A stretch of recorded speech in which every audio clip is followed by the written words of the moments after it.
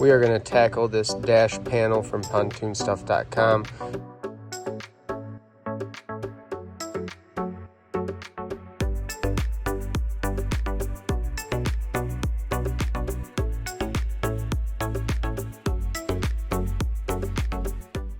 We are going to tackle this dash panel from pontoonstuff.com. Faria gauges, TACH, GPS, speedo. So all it needs is power to get your speed and way more accurate and no chance of water spraying under the dash. Voltmeter, our depth sounder are going to go away, and we're actually going to replace them each with a fuel gauge. So this boat has 2 gas tanks just as a fail-safe sort of thing, but we have matching Chesapeake gauges to go in those 2-inch holes. That's where these gauges are going to go. So if we flip this over, this comes pre-wired. So cool thing about it, it comes with our purple indicated as key on power. So depending on your outboard brand, if it's Johnson Avenue and Mercury, chances are it's purple. If you're a Yamaha, some of the other brands, it might be a different color. So consult the instruction manual for this, and it will tell you which is which for your controls. TACH indicator, TACH signal wire might be a different color, also coming from your gauge harness. That's okay. It will still splice in. This is recognized as TACH signal. Purple is recognized as key on power. Black is going to be our ground. Our wires come in. Purple comes into the back. The ground is there, and then gray is going to jump across to our TACH.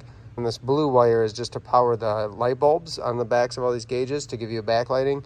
They all piggyback across gauges. So really quite simple when we break it down and see that everything's already run for us. We're just going to take our harness. This is from a Mercury. It has this plug on it. So it might be under your dash. It might be off the back of your control box. But that is a gauge harness plug. I'm going to go ahead and put my fittings on, my wires from my gauge harness, to match with the bullet connectors on the back of the gauge panel. Taking the depth sounder out was really no problem. I think I said it before. This is our voltage gauge, but taking the depth sounder out was no problem. I just cut it. I'll use these. I'll splice these together to get power and ground to our fuel gauge that's going over here. Once I unscrew, take this backing plate off, this gauge essentially just falls right out. But this boat already has 2 fish finders, so it's not getting a depth sounder too. We're going to tackle this one by taking these nuts off. I'm going to pull my ground and my key on power. I already detached my blue wire here, and then we'll go ahead and pull all that out. These wires, ground and key on power, will go on the back of the fuel gauge. Got the wires off, nut and washer off. These nuts are just holding the back plate on. Once I pull the back plate off, this gauge will drop out, and then we can put our fuel gauges in. Voltage gauge is out. There's a good chance we're going to reuse this on the dash somewhere, just so there is voltage. But all that's going to entail is leaving myself a couple pigtails coming off of one of the fuel gauges to run to the voltage gauge, put on the back. This will go right through the dash by itself, and that way I can have a voltmeter too. If you are doing a fuel gauge, you have an S. That is your sender wire. It's not your start or power, it's your sender wire. You actually cannot touch power to this. Ground is GND, I is ignition. So the way that this looks in your wiring harness is your sending unit from your gas tank will have a wire, essentially a sending signal, which might be pink, it also might be red, and then I'll have a black wire, which is a ground.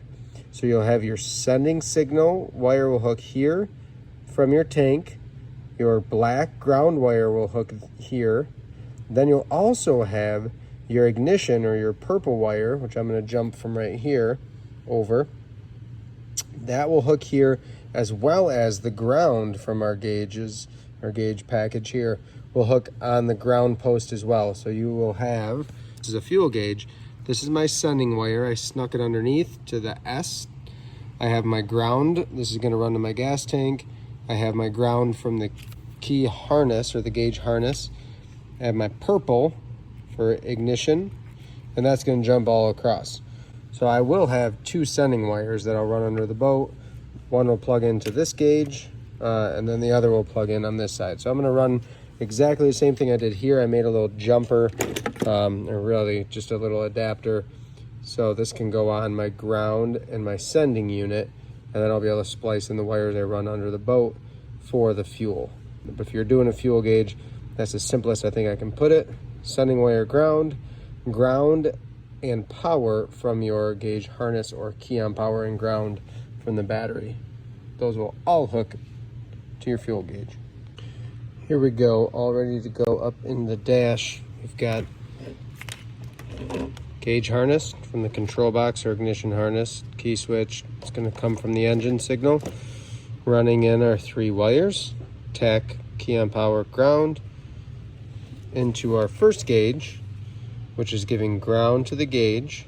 We have our gas tank sender signal here, ground from the gas tank for the signal, key on power to the gauge, TACH wire jumps across to our tachometer, but then we also jump ground across and power across to the speedometer, piggybacks across to the TACH for ground and power, and then that also jumps across to this other fuel gauge that has a sender and a ground from the fuel tank.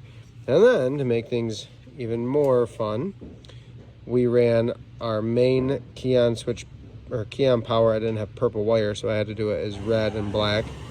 Ran that to our power for the gauge, ground, then that's running out. We took one of the grounds and one of the powers out to a lead that's going to give power, ground, and light to our voltage gauge here. The light, that blue wire, will hook on here. We have on this G for ground, I for ignition. We've got our dash panel. It's not screwed in yet, but everything's run. Voltage gauge we put underneath the fish finder. Kind of a cool little look here. Got everything we need. I've run my key switch, plugged in the gauge harness there to the actual key harness. Again, this is a Mercury Mariner, but early 90s Mercury Mariner, same thing.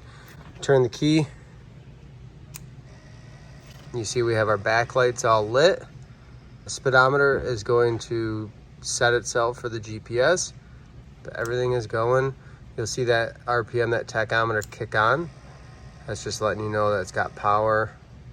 We'll get those fuel gauges hooked up, everything working.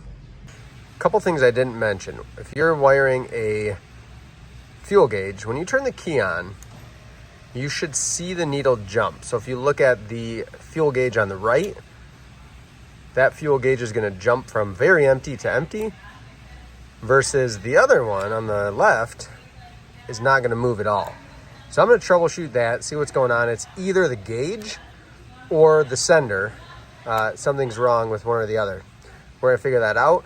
The other big thing is on a tachometer, you're going to have pull settings on the back. This little bugger is going to adjust to whatever your motor indicates. I'm going to link in the description a chart from Faria that tells you where to set this. There's your motor, has a certain number of pulls you'll set to, and then that will determine which setting, 1 through 5 or 6, that you set to. But then at the bottom of the page that I'm going to link, there's also a chart that tells you certain gauges, the pull settings are a little bit different. So make sure you look at that whole thing. This is the 7,000 RPM gauge, so that will have its own unique indicator in terms of what setting that goes to. So take a look at that in the link in the description, so you can look at what your motor and gauge need to be set to. This is looking sharp. I'm happy.